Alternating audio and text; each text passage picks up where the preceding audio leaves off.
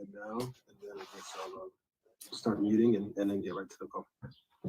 Sounds good. I'm gonna hide myself as well.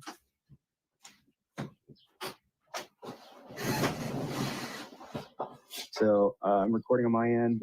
Ray, once Kyrone comes in and gets his video up and everything and audio on, we should be good to go. I'll give you one final cue. Yeah, just let me know when you want me to go, and we will move forward. So he's in. It just hasn't unmuted or anything. Let me just let him know. There we go. Hey, Kyrone, can you turn your phone sideways for me? Yeah. Perfect. See me now? Yes, sir. Okay. Let's see, Kenneth, you want to go ahead and mute yourself? I'll mute myself, and I think we're ready to roll. Sir. Cool. So I can start? Yep, all yours. All right, thank you very much to the media and those of you that are joining us, as we are very excited for PBC on Fox this upcoming Saturday night, live 8 Eastern, 5 Pacific time, live on Fox, and also Fox DEPORTES. We are here for our main event press conference, but before we get to the main event, I want to give you some details as to who will be involved on the main card live on Fox, as we have two rising sensations that are teenagers. First up will be Vito Melnicki Jr., who's undefeated from New Jersey. He's training under the guidance of the legendary Joe Goosen. He will be in action. Also, Jesus Ramos, the knockout artist from Casa Grande, Arizona, will be in action as well. And then our main event, a super middleweight title eliminator. It'll feature Anthony the Dog Dirrell, the two-time super middleweight champion of the world, going head-to-head against Kyrone Davis of Wilmington, Delaware. This is Davis's first jump here at 168, and he will be looking for the biggest win of his professional career. Saturday night's event is presented by Premier Boxing Champions and also promoted by TGP Promotions. The president of TGP Promotions, Tom Brown, is very excited and honored to be promoting this event and is no doubt looking to a showdown at 168 between Davis and Dirrell. Now, without further ado, we want to welcome in one of the principals involved in the main event on Saturday night. This man is from Wilmington, Delaware, who is making his first foray into 168 pounds, having been away from the ring in about 13 months. Ladies and gentlemen, please welcome Kyrone. Shut it down, Davis. Kyrone. What's going on, man? Tell us about how you're feeling heading into this matchup. We're just 2 days away. All of us are within the PBC bubble here in Los Angeles, but what is your mindset as we are 2 days away from your showdown? Feeling good, calm, confident. So. Well, I'll say this before we get to your adversary. You look the biggest that we've ever seen you physically. Do you love fighting here, or do you like the fact of being here at 168? It feels comfortable. I say it do feel comfortable.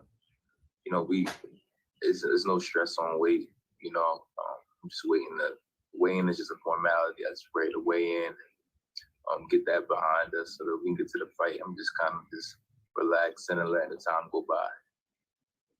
All right. Well, we'll talk to you in a few moments, Kyrone. Thank you very much. Now let's talk with his adversary on Saturday night, 8 Eastern, 5 Pacific time. A two-time super middleweight champion of the world, Flint, Michigan's finest. Always brings forth the fight. He's aggressive. He's exciting. And there's a lot on the line in the super middleweight title eliminator. Please welcome Anthony the Dog Dirrell. AD. What's going on? What's going on? How y'all doing? How are you feeling heading into this showdown 2 days away, main eventing live on Fox against Kyrone Davis? I feel good. I feel strong. I had a great camp. I know everybody says that, but this camp has been a bit different. So I'm just ready to go in there and showcase my talent. I think he bit off a little bit more than he could chew with this one, except in this fight. Well, I want to ask and go to Kyrone. What is your response to when he says he thinks that you bit off a little more than what you can chew? What do you want to tell Anthony Dirrell? It's an opinion. he got to fight me though, so it's okay. That's just where it is. We gotta meet in the ring. So it is what it is. We can talk about it, but we don't really gotta talk about it because we gotta get in the ring on Saturday. Anthony, how much are you focused on just doing what you do instead of worrying about what he's going to do? Because this is a new weight class for him at 168, but he looks big, he's strong, clearly looks in impeccable He's shape. fat. But how much? He's fat. He's fat. He's not big. He's fat. He ate up to that weight. He's not big. He's fat, man. He's a 160, 154 pounder. He knows better. He knows what he got himself into. He can collect that check and go back to rapping.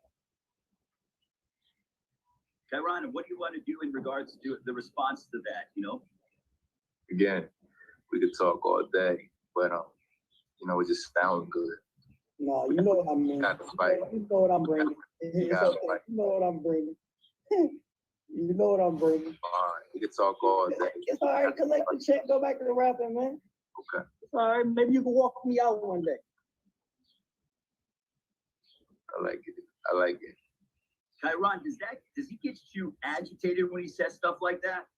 Yo, right, bro. I'm just so calm. I'm just so ready and so calm. It's not a big deal to me. We could talk all day. That was kind of empty, something under my skin. I'm so calm. I'm so ready. AD, when you see someone that is, he's not looking to match you from an animosity standpoint, what is your takeaway from his demeanor? I don't take away nothing. He can be calm. It is what it is. Like I say, I respect every man that get in that ring, but once he get in that ring, that shit go out the window. I'm ready to fight. I'm ready to go to war. He know what I bring to the table.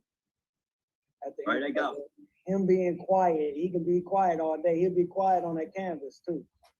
Real quiet.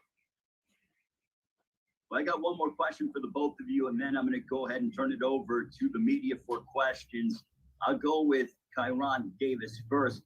Kyrone, for you, this is a super middleweight title eliminator. We've also heard reports that David Benavidez and Ronald Ellis in a few weeks will be a super middleweight eliminator also. So theoretically, the way you look at it, the winner of this fight will have to fight more than likely the winner of that fight.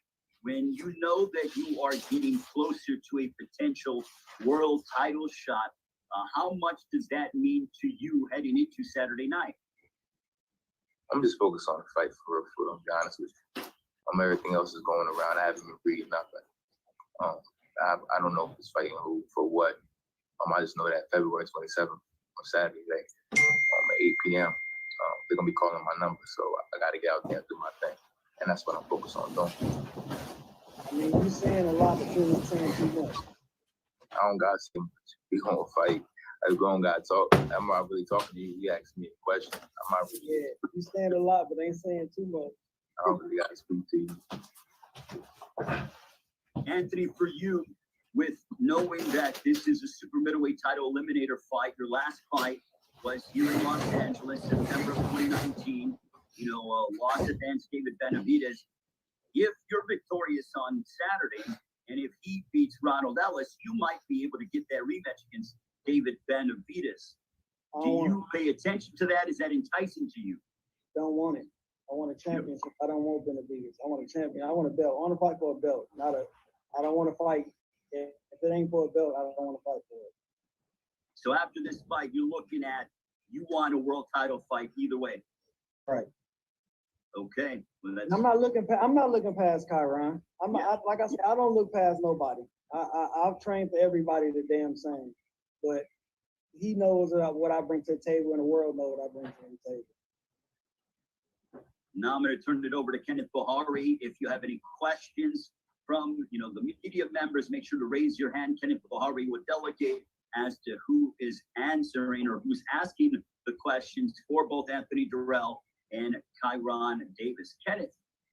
Thanks, Ray. Ladies and gentlemen, as Ray said, if you have a question, please click the hand raise icon on the screen. It should be the small hand on the bottom of the frame.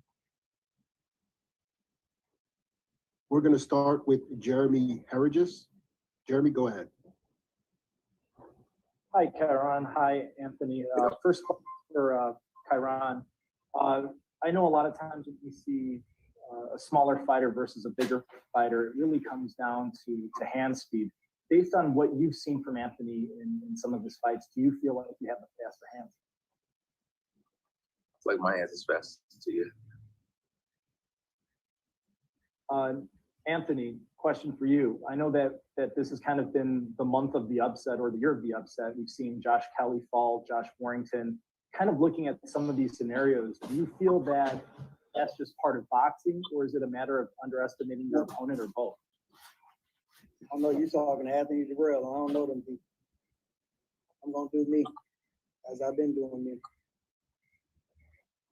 As far as one last question for you, Anthony, you were talking about Kyrone kind of adding weight. You're seeing it as him eating up to that weight. What are you seeing, or what are you hearing that's giving you that indication? I mean, because he never fought at this weight. I'm coming down. I'm naturally bigger, and I'm faster. He could say he's faster all day, but I'm faster. I'm bigger. It's a lose-lose for him. He lose. Sounds good. Thank you, gentlemen, and best of luck to you both.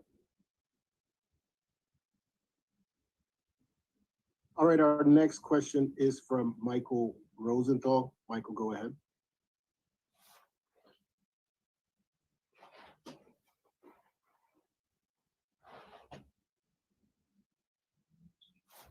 Michael, you there? Sorry, guys. Can you hear me now? Yep. Sorry Please about that. go. Hey, Anthony. It's Yeah, for Anthony Dirrell. Good. I certainly haven't never written you off. I thought you were competitive against Benavidez, but it seems like some people look at that fight and say, well, maybe Anthony Dirrell isn't quite what he was. I mean, how do you feel about that? And does that give you extra motivation? No, I don't listen to anybody. I don't even listen to y'all, honestly. I do my own thing. I know what I bring to the table.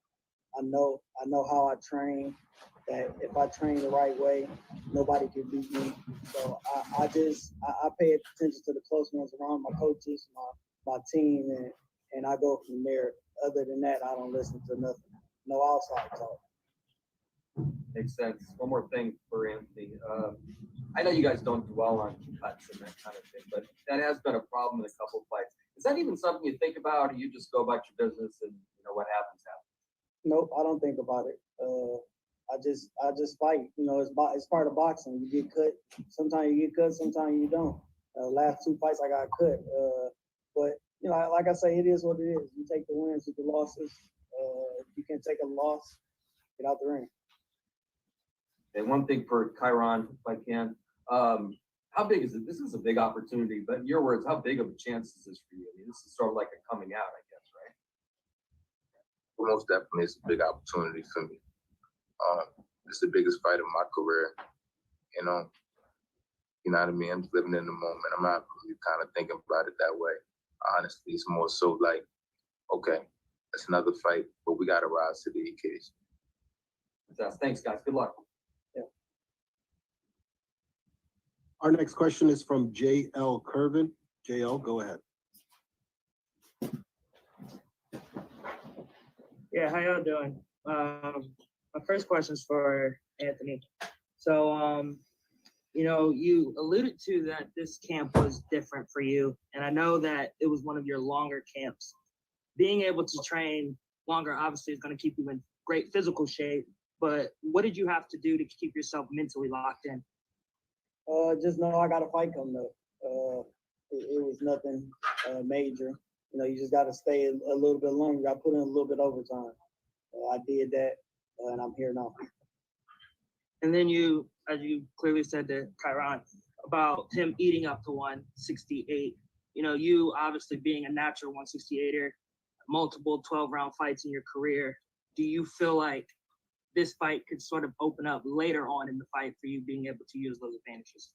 I'm not for sure. Like I say, I'm going in there and looking for the knockout. I think everybody knows that interviewed me before. I'll say the same thing about every fight.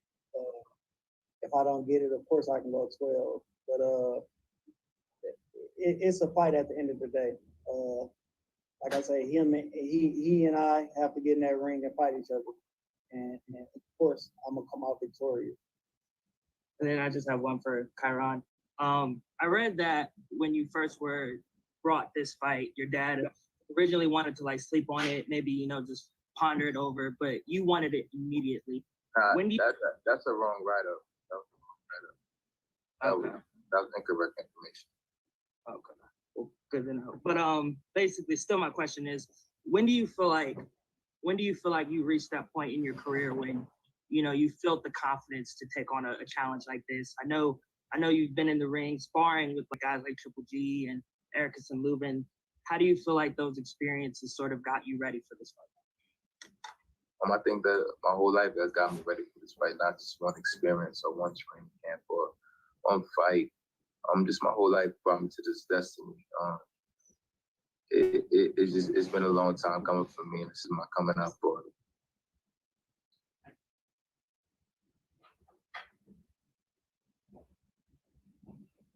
All right, I believe that's all from J.L. Kervin. Our next question, we're gonna go to J.R. Bell.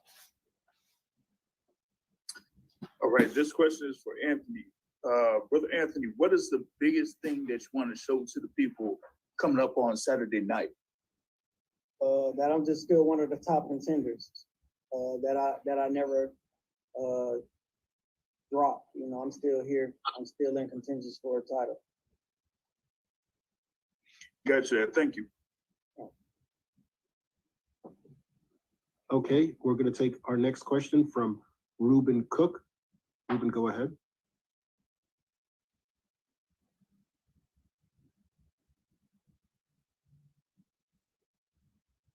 Ruben, are you there?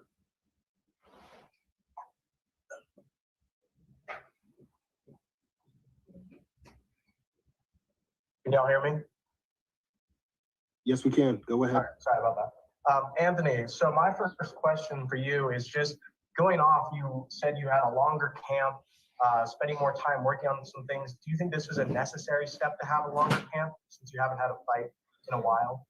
No, I was ready to fight before this. I've been ready to fight, but you know, I think it was good that we did have a longer camp, just to perfect things and get things crisp like we want them. Compared to previous camps and everything going on with COVID, how was this camp different for you? And would you find a lot more that you were able to grow during this camp?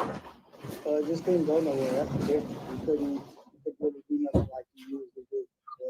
It was a normal camp. You go to the gym, go eat, and go home. Basically, that's it. That's camp life. Thanks. Kyrone, so for you, you were talking about all the physical changes you have with, you know, changing your weight, and you were mentioning that you've been doing yoga. But how have you changed mentally for this fight? You've had a lot of pressure from the media and stuff, but mentally, how have you been able to stay calm and collective getting ready for this fight? Still a fight. So I mean, mentally, I mean, I've been good. I've been stable. I've been fine. You know, we just walked into this moment, ready to fight. And then lastly for you, what's your drive for this fight? I mean, you've mentioned you're trying to put Delaware on the map. You're trying to put your name out there for yourself in this division. What's your key drive for this fight? It's an opportunity, you know what I mean, to just, you know, put myself where I know I could be. So my drive is just to reach my goals and let everything fall in place. Thank you. Good luck to both y'all. Thank you. All right, our next question is from James Conlon. James, go ahead. Hi, just a question for Anthony and Kyrone. Anthony, you made a statement during the week. You said, "I'm not playing. I'm going to make a statement." Can you expand on that? It's self-explanatory. I don't need to explain. That's it. You said it. And Kyrone, for you, you're 10 years younger. You're 26. Do you now feel it's your time? If you want to break out this weekend, are you going to make Kyrone Davis going to be the name to remember in 2021? That's the plan. That's definitely the plan. And just a quick one there for Anthony there again. Anthony, in terms of preparation for this fight, what has it been like the last month or so? Or do you feel you're in your best shape of your career? I think one of them. I was in shape for the Benavidez fight. I'm in shape for all my fights, honestly. I don't think one is greater than the other, but this camp was just longer, and it made me work on a few technical things, like so I can get sharper. And we did that. Cheers, guys. Best of luck to you both. Thank you. Thanks, James, and Ray, we'll turn it back to you. All right. Well, thank you very much to the medium for the questions. And I'm going to get final thoughts from both men. First of all, for Kyrone Davis, who gets set to square off against Anthony the Dog Dirrell. Don't forget PBC on Fox this upcoming Saturday night, 8 Eastern, 5 Pacific time, presented by Premier Boxing Champions and promoted by TGP Promotions. Kyrone just 2 days away. I always say it and I always ask it, but in a perfect world, in your mind, how's it going down Saturday night against Anthony Dirrell? My hand raised, and everybody standing at the screen like, wow, if we got somebody new, you know, that's what I believe is going to happen. And I'm going to walk into that. All right. Thank you very much, Kyrone. Greatly appreciated. Anthony the Dog Dirrell, prediction time. In a perfect world, how does it end on Saturday night? How's it going down? He said he do yoga where I'm gonna stretch him out. That's what they do. That's all that needs to be said. Gentlemen, thank you so much. Good luck. I will see you at the weigh-in tomorrow, and then we'll see you on Saturday night, live on Fox. I can rap too. All right, keep going. Thank you, the media.